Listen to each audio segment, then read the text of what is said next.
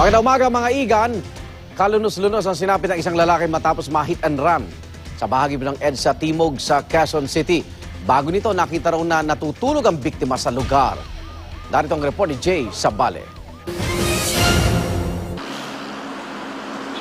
Bali ang likod at basag ang ulo ng lalaking ito nang matagpuan sa paanan ng Timog Flyover EDSA southbound mag-alas 3 kanina madaling araw.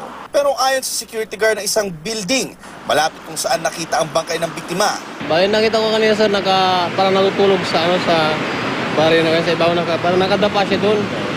Pero hindi ko naman naaktuhan na nalaglag kayo nasagasaan. Pero sa'yo parang lasing. Parang lasing sir. Bakit mo nasabi na lasing? Kasi doon siya natutulog sa may ibabaw ng barrier. Pinaniniwala ang biktima ng hit and run ng lalaki. Bagamat walang nakuhang ID, na-recover naman ang cellphone nito na basag din. Umaasa mga otoridad na baka sakali ay may makuha silang impormasyon sa SIM card nito ukol sa posibleng kaanak o pagkakakilanlan ng biktima. Ito ang unang balita sa Quezon City. Jay Sabale, reporting.